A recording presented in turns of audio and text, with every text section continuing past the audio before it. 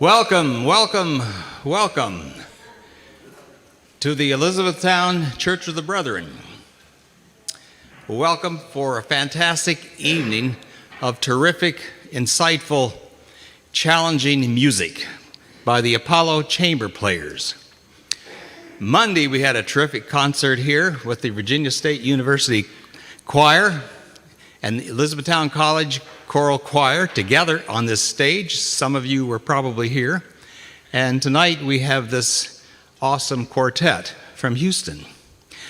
Matt Dietrich, as many of you know, in fact, they were here 7 years ago, pre-COVID, and they were a part of the worship service on a Sunday morning when our grandson, Javi, was 1 year old, I think. He's out here somewhere. And Matt is going to introduce, oh, there he is, the rest of the group as they enfold themselves here for the first number. I want to make a note that the first shall be last. Well, actually, the last shall be first. And we still cross will be the first number that they do for this evening.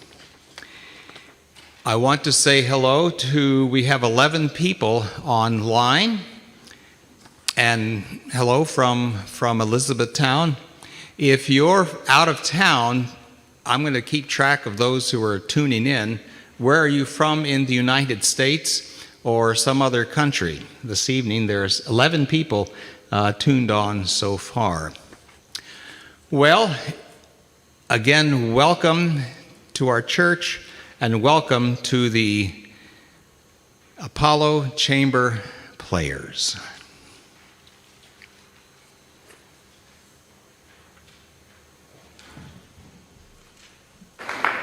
I am the great-great-great-grandson of abolitionist Frederick Douglass and the great-great-grandson of educator Booker T. Washington. Their blood runs through my veins, and so does their purpose. I walk in their footsteps, sometimes literally, as I guide educators every summer along the historic routes of the Underground Railroad, standing with them at the banks of the chilly Detroit and Ohio rivers, where the other side once meant the difference between bondage and liberty. I have stood at the edge of the Ohio River, where enslaved people slipped across from Kentucky to free soil.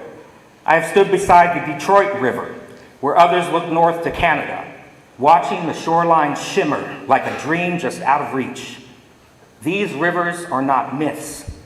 They are scars in the land, wounds that still remember what was risked, what was carried, and what was lost in the name of freedom.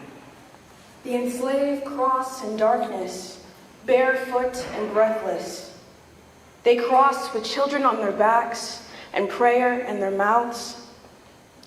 They crossed not because they knew what lay ahead, but because they could no longer survive where they were. And still they crossed, and yet they crossed. Today, another river holds these same hopes. The Rio Grande cuts through the southern edge of this country, but also through the soul of who we are. Families gather along its banks, fleeing violence, hunger, and fear. They do not come for privilege. They come for the possibility. They too are guided by the pool of freedom. And still they cross. It is easy to see distance in the fear of a stranger. More complex and more necessary is to see ourselves. What would any of us do if the only thing between danger and our children was a stretch of water? A line in the sand.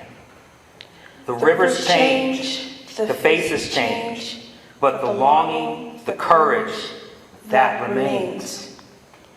Our ancestors crossed, and others helped them cross, not just so we could stand, but so we could rise, to remember, to continue, and to lead. They risked everything for the dignity of tomorrow, and when we see others reaching for the same, we are called to remember, called not only to reflect, but to respond. Let this composition speak where words fall silent, the hush before the crossing, the pulse of fear and hope, the rhythm of courage and motion, the heartbeat in the silence, the sound of feet entering water. Let it hold the breath, the burden, the hope. And still we cross, and yet we cross. And let it leave us with this truth. Our ancestors crossed so we could stand. Now we must stand so others can cross. Freedom is not a gift we inherit. It is a promise we renew. With every open hand, with every crossing that reminds us we are the heirs of their hope and the stewards of their unfinished work and dreams. Thank you.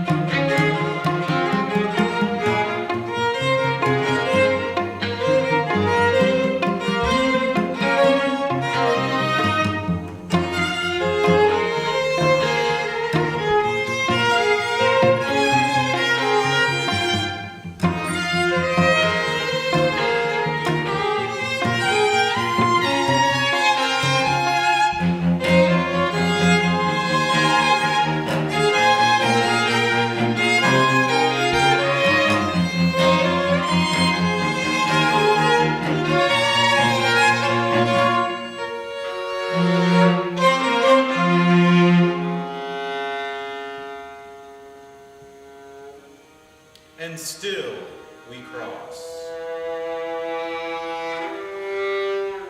I walk in their footsteps. The heartbeat in the silence.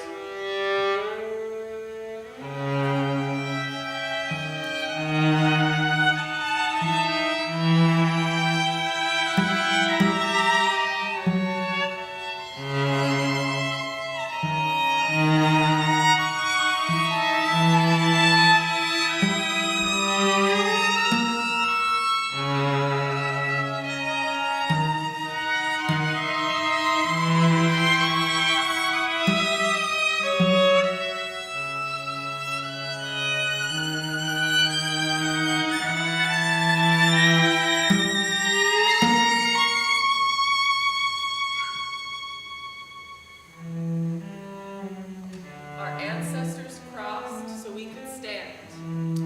Freedom is not a gift we inherit. It is a promise we renew.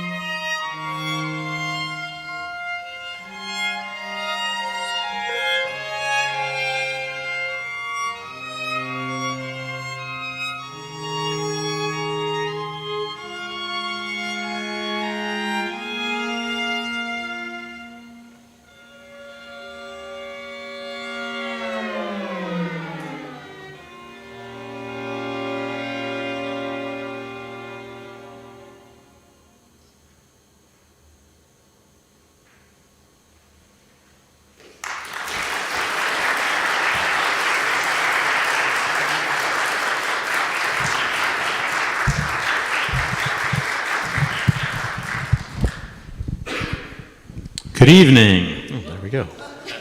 It's a hot mic here. It's so great to be with you this evening here at Elizabethtown College. Most of you know who. What's that?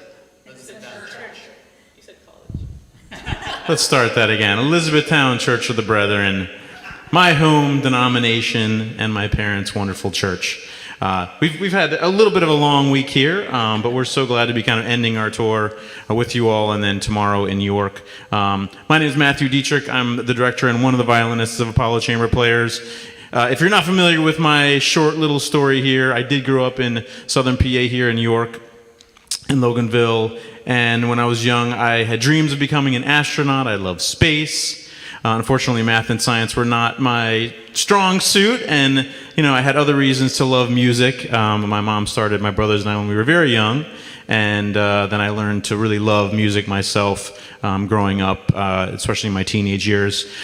I did happen to find, I haven't gone to space yet, but I did happen to find myself in Space City, Houston, Texas, going to college at Rice University, a really wonderful school where I was able to explore many different things, even aside from music. And it's wonderful to be back here with you. I founded Apollo almost 20 years ago now, and yeah, life is an amazing journey, and it's been amazing so far. So. Good evening, my name is Annabelle Ramirez, and I am originally from Mexico. I came to the US to study music performance at the University of Houston, and I've basically lived there ever since. I've been performing with Apollo Chamber Players since 2012. Hi, everyone. My name is Matthew Dudzik. I grew up in the great state of Minnesota, another northern state, still holds a very fond place in my heart, but moved to Texas for college and ended up in Houston for grad school, where I met Matt Dietrich, and we started playing chamber music together a very long time ago, and we've been fortunate to be carrying on playing together for all these years. Hello, my name's Arya Charagosha. I'm originally from Durham, North Carolina. Although I did spend many summers in Pennsylvania. My grandma is from Western Pennsylvania, and it looks quite similar to here, maybe a little more mountainous, but she grew up in Hunker. And I'm very excited for Matt's mother is going to make us all some ham loaf tomorrow, which I have not had since my grandma passed a few years ago. So I'm really looking forward to that and to being here tonight. So the mission of Apollo is, I know we look like a string quartet up here, and that's the core of what we do, but our mission is to connect communities and cultures through globally inspired music. Our moonshot vision is to create cultural harmony through musical exploration. I think we can all agree that we need a little bit more cultural harmony today. But one of the ways we do this is through commissioning new works that have a multicultural background or inspiration. And we have over 70 commissioned works to our name over about 12 years, so we're very proud of that, from composers from all around the world here in the United States, old, young, many different races, and we're going to be presenting some of those this evening. But the first piece that we performed for you, titled "And Still We Cross," by Daniel Bernard Romaine. He's a Haitian-American violinist and composer. This piece was directly inspired by AI. And as you saw, I'm not talking about artificial intelligence, but I'm talking about ancestral intelligence. See what I did there? Okay. Kenneth, as you saw, is the great-great-great-grandson of Frederick Douglass and the great-great-grandson of Booker T. Washington, and their family history and tree intersects in very interesting ways. But he wrote the poem, The River Between Us, that juxtaposes the Underground Railroad with the Rio Grande and the search for freedom and the resilience of people that were enslaved, and then people coming, seeking freedom in the United States for themselves and their families and a better life. So it was a very powerful premiere we did last month. Originally it's for string quartet, vocal quartet, and then Ken is the narrator. And we had the composer also arrange us and adapt it for string quartet so we could perform it for you all. And also it can be performed far and wide by string quartets in high school all the way up to, professional level. So it's a great commission. Next, we're going to give you a little bit of our Texas roots. About 14 years ago, we found this piece kind of hidden in the University of Texas Library by a Texas-born composer named Julia Smith. You probably haven't heard of her. She lived in the 20th century. She was not as well known as her male counterparts in the composition world, but she was quite prolific. She spent a lot of her time in Texas and ended her career in New York City at teaching at the Juilliard School. But we like to think that her heart was still in Texas, and we're going to play a piece that I think reflects that. Please enjoy.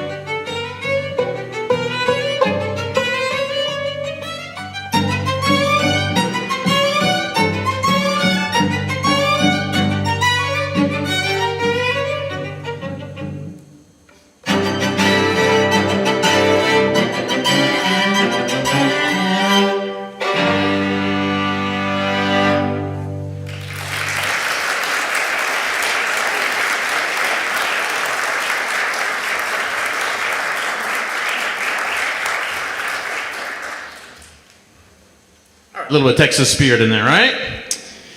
Okay, I've got a question for you all. Who here has read some banned books recently? Anyway, what have you read? and choice? House on Mango Street. Okay, back there. Huckleberry Finn. That's a great one. Anybody else? Any Catcher in the Rye fans out there? Well, a number of years ago, we did an entire season on censorship, different forms of censorship, from book banning to censorship of identity, to revisionism as a form of censorship, particularly in the black community. And of course, we have some Orwellian censorship that's ongoing right now that's, I think we all kind of know I think we're all on the same page there. But anyway, we had a piece commissioned by a Houston-based composer named Mark Buller. It's titled Firewall. It's a 6-string quartet. And basically the metaphor here is every time each one of you or anybody reads a banned book, you become another brick in the firewall against censorship. You can get an amen on that one. Okay. Okay, so we're going to play a couple of these movements here. It's in 5 movements. How about we start with Catcher in the Rye?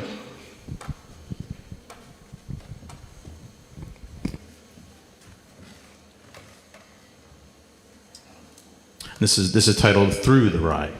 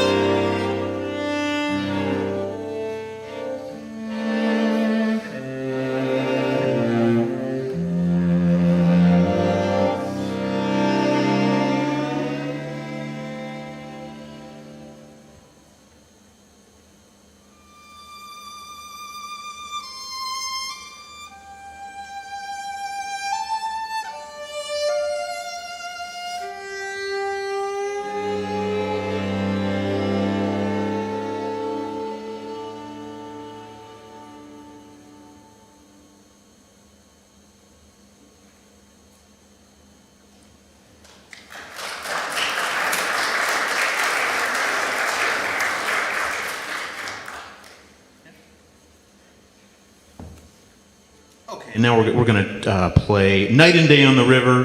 This is inspired by Huckleberry Finn, and more specifically kind of the scene where Huck is on the raft with Jim, the enslaved person, and kind of wrestling with what society is telling him to do to turn him in, or what he should morally do and let him go. So it's Annabelle is acting as Huck Finn here, and it's a really kind of serene and beautiful movement.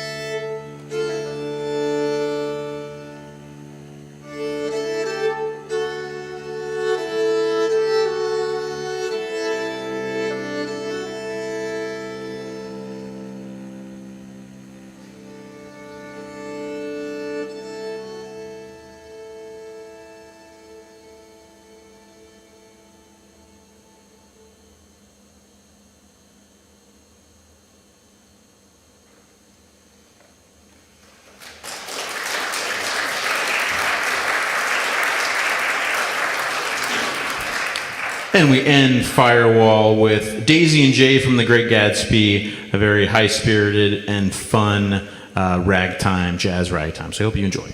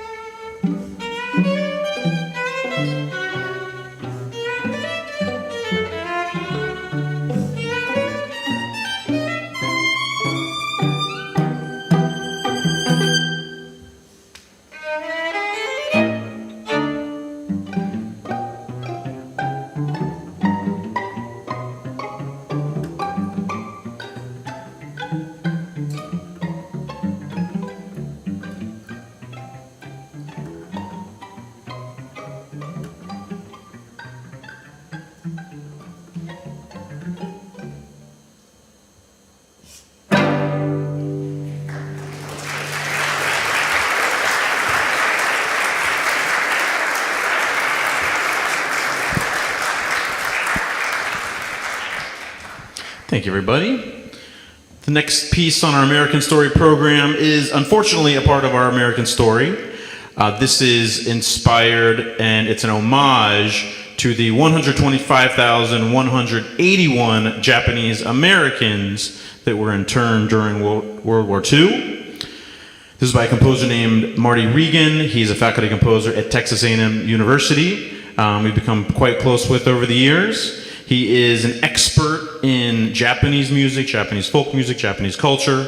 And in the same season, we did our Firewall censorship inspired programming.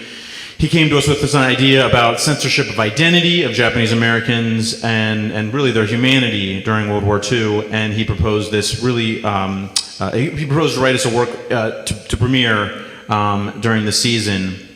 He came back to us with this really powerful piece called The Book of Names. And actually, The Book of Names, it is a book that is in the LA Library, the Japanese Cultural Center, I believe, in LA. And it's still on display, remembering those that were interned. After we did this premiere, it was originally for string quartet at the Holocaust Museum in Houston. I was biking with my family and my son, and I just had this like bolt of phaser lightning that George Takei needed to speak his own name in this piece. As you may know, he was interned with his family, and so as one does, I called him up. No, I had to call up his manager. But through some negotiation, he was very interested in this project and became a part of it, and he wrote a really powerful essay about his time in the camps and subsequent activism, and also his speaking in front of Congress, I think in 1980, getting reparations for those that were interned successfully, and then his powerful testament to democracy and America being that, still being that shining light of the world. So we're not going to have George with us this evening. He'll be with us in spirit, but we hope you enjoy The Book of Names by Marty Regan.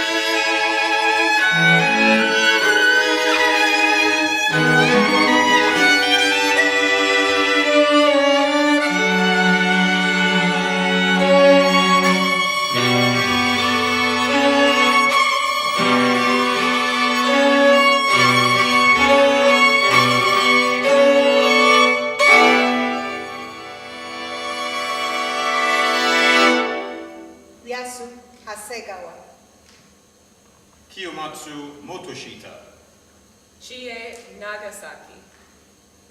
Kiyomatsu Omura. Isaku Ota. Bunjiro Miura. Yai Hisoda. Ishiro Oeda. Harumatsu Shinada. Saji Murayama.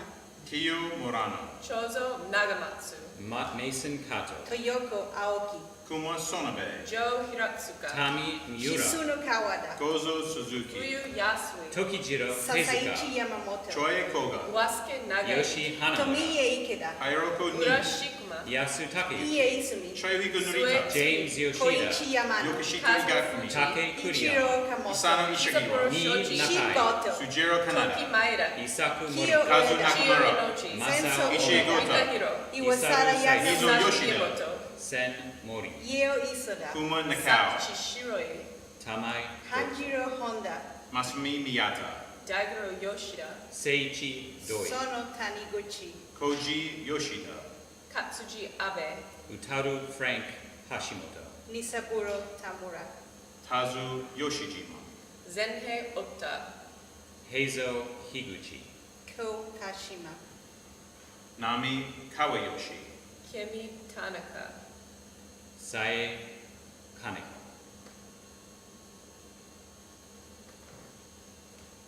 Fumiko Emily Takei.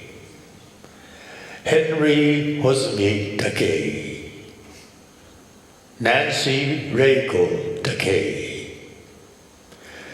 George Hosato Takei.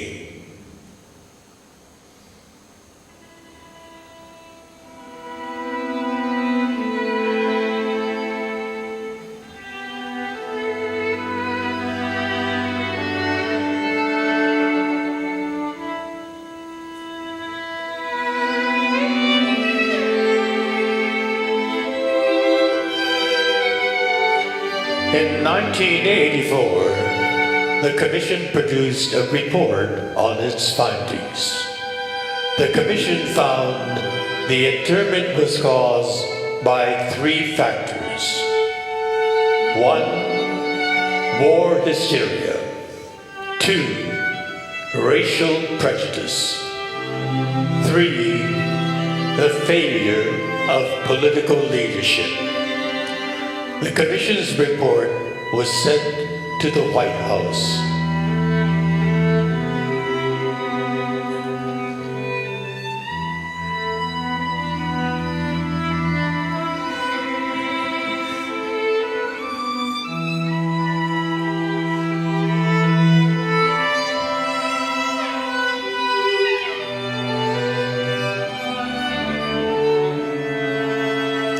In 1988, President Ronald Reagan, on behalf of the people of the United States, signed the Civil Liberties Act and officially apologized for the internment and paid redress of $20,000 to the survivors who were still alive at the time of the signing of the bill.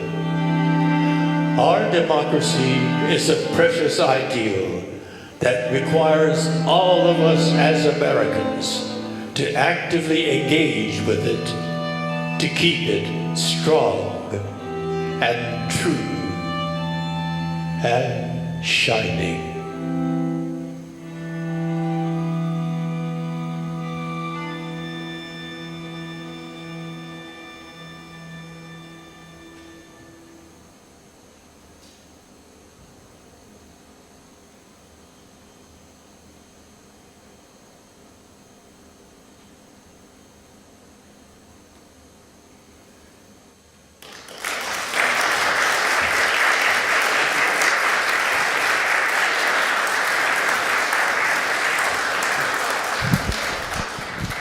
I wasn't quite honest there. George was with us electronically in spirit, wasn't he? It was really wonderful to have the opportunity to work with such an amazing and meaningful human being that's lived kind of such a purposeful life and that can be inspiring for us all.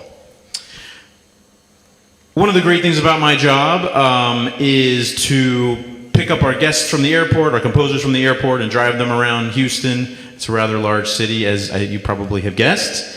And some of these stories that they share with me in the car and with all of us when we go out, and have some dinner or snacks with them, it's really meaningful. So this next piece is by an Afghan-American composer named Homayoun Saki.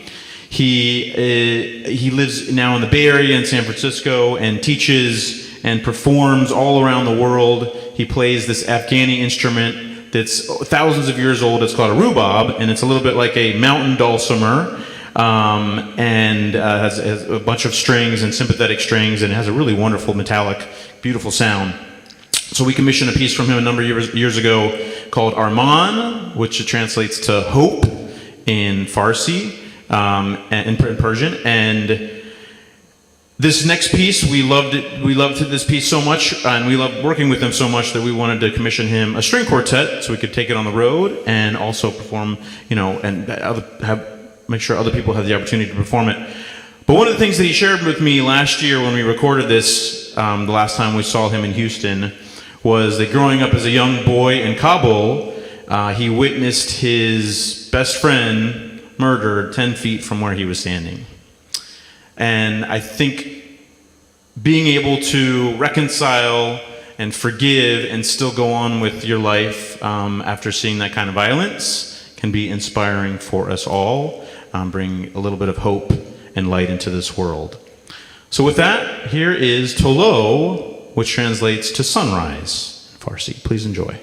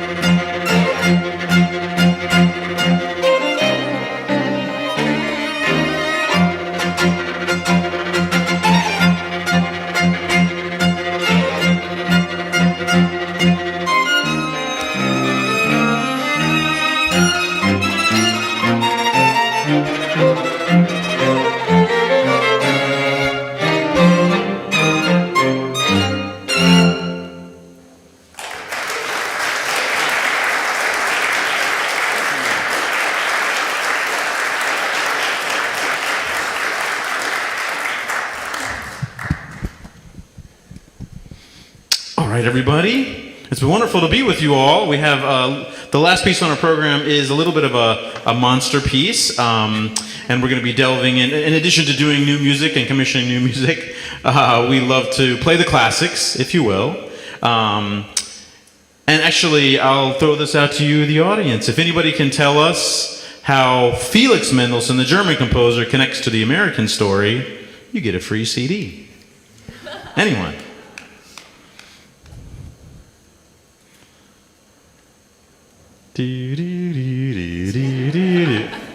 Well, I must admit that I was not familiar with this figure as well, but again, going back to our conversation and inspiration from ancestral intelligence, Felix Mendelssohn's grandfather was a gentleman by the name of Moses Mendelssohn. He was the leader of the Jewish Enlightenment in Germany, very seminal figure in that the Jewish Enlightenment was very the Jewish Enlightenment also inspired our founding fathers here in America for our own Enlightenment-inspired constitution and democratic ideals. So, yes, there is the kind of kernel of the DNA of both of these American stories and how he fits into that. So, we hope you enjoy. This piece. We've never played it before. Just a little bit more context, actually. This was written in 1847. Felix Mendelssohn did not live a very long life, but unfortunately his sister, Fanny Mendelssohn, lived a shorter life than he did, and she tragically died. And this is kind of the response to the trauma and the tragedy of losing his sister. So you'll hear a lot of that despair and sadness, of course, but there's also glimmers of hope as well in moving forward. Please enjoy Mendelssohn's final string quartet in F minor. It doesn't have a subtitle, but I hope you enjoy.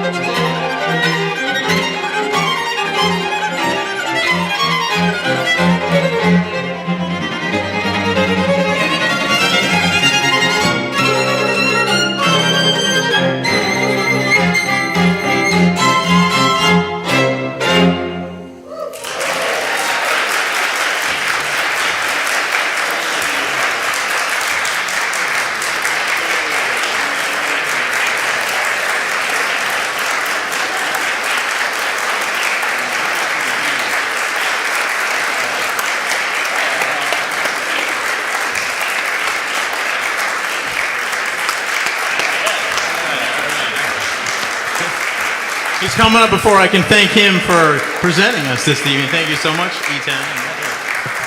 Well, I do thank you all for coming, and there's about 22 people online. We thank you so much for the live streaming. And if you check in the bulletin, you'll notice that there's a web page, apollochamberplayers.org, and you can go on there and look at their merch and all of their programs, and to get an idea of what they're all about. And the CDs, and they actually have a record. They have a record out? A vinyl record. An LP record. Thank you all for coming, and have a restful evening in preparation for Palm Sunday tomorrow. Good night. Let us all go peacefully, simply, and together.